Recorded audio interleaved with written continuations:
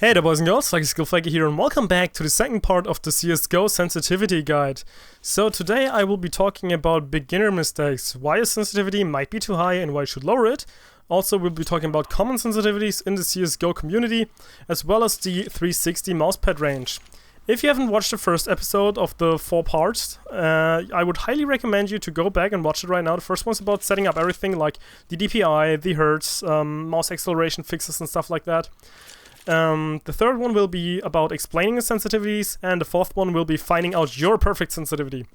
But for now, let's keep it a little bit more simple in the second episode, talking about beginner mistakes. So, if you've played lots of other shooters, your skills in CS might not necessarily be the same as in those games. Sorry, I kind of choked right there on my words. So, the reason for that is this thing right here. Experienced players will get what I mean, but in other games, you of course have ADS, like this, aiming down the sights, your iron sights, whatever. And in CSGO, for most weapons, that's not the case. The AK, hipfire only, if you want to call it like that. Same with the pistols. Same with most other weapons besides the SG, besides the AUG, and the scope weapons like the Scout and the AWP. Of course, if you have something like the Scout and the AWP, it's again a different story, because those are sniper rifles. They're supposed to have like a scope. It's like, they also do not have a crosshair right here, so you need the scope in order to be accurate. With the AK and all the other weapons, including the SG553, that's different.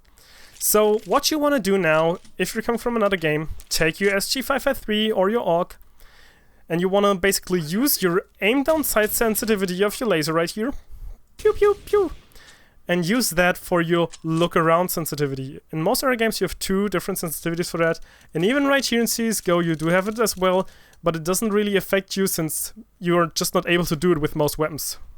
Especially the important ones like the AK right here.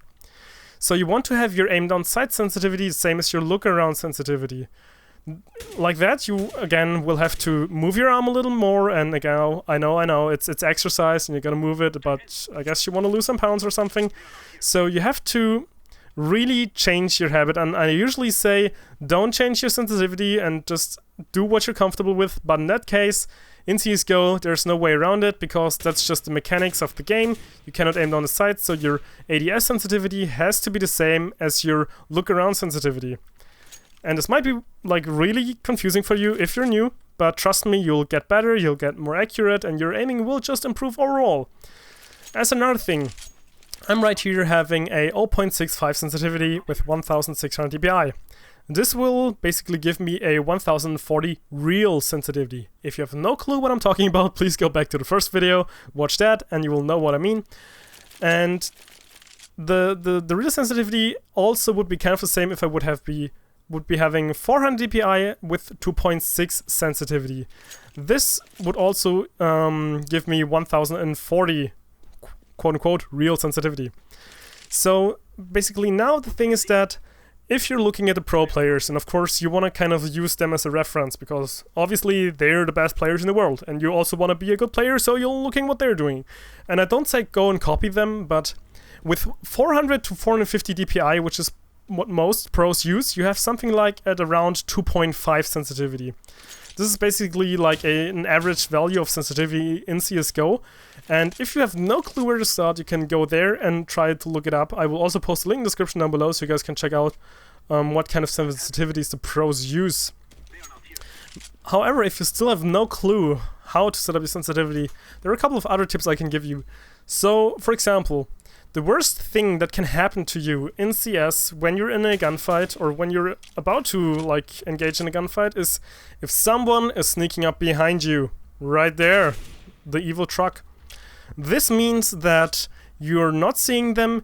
He can take his time to just aim at your head and then kill you. The thing is, most of the time you won't be quick enough to just turn around and return fire on him and kill him.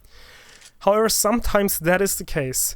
So what I'm going at is that you'll never have to turn more than 180 degrees all the way to your back in order to fight in the gunfight or to look around the map. Everything above that is basically pretty much useless. It's not really necessary. You're not getting anything out of it.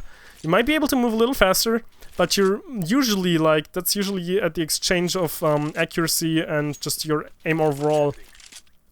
So you really have to, like, for example, if I'm looking at this box right here, at this paper sheet, and I'm putting my mouse all the way to the left, and I'm now moving it slowly all the way to the right, you can see that I'm almost like at the 360 again.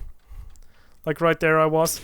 So really, at no point in time you have to move more than this in order to return fire. And most of the time, if someone's behind you, you're already dead. So many people on pros are actually like, yeah, so that makes sense. But I will go one step further and say, like, I will not have to use more than like 90 or 100 or 120, because like when you're moving right here and you want to check quickly there, just take a quick peek. That's enough. That's a little over 90 to check if someone's maybe hiding there. And then you're already clear to go and see, okay, I know no one's behind me, so I always have to check in front, to the left, and to the right of me in order to be safe. Of course, this requires a little bit of like quite a bit of game sense in order to know that, and map knowledge as well, to know and where to expect the enemies from. However, some people, when they're playing like really weird, like Fnatic always does, they might be still able to sneak up behind you and get you. So if you're new, I would really recommend you to do like the 360 per whole mousepad swipe. And while we're at it, please also get a really, really, really big mousepad, like a really big one. Trust me, it will just help you way, way, way more than having a tiny, wiggly, high sensitivity mousepad setup. And yeah, I think this already wraps it up for this quick episode. So to summarize everything, beginner mistakes, your sensitivity is way too high because you cannot ADS in CSGO, with the exception of, like, for example, the SG right here. So your Lookaround sensitivity has to be the same as your ADS sensitivity. For example, like right here with the AK, because you simply cannot aim down your sights. Also, if you have no clue where to go, you can try out the 360 per mousepad, because you never have to turn more than 180 degrees to fight a really almost guaranteed loss fight behind you. And last but not least, you can also always check out the pros configs and setups and sensitivities in order to get an idea of like how they play and what like the average of the CSGO community is. But yeah, and this wraps it up for episode 2. Please stay tuned for episode 3, where I will be explaining the pros and cons of high and low and all the other sensitivity stuff, like the arm versus wrist movement, palm and claw grip, and the fourth one, we'll be doing the tests in order for you guys to find your perfect sensitivity. But yeah. So, I think it's pretty all for now. I hope you enjoyed the video, and let's go figure out.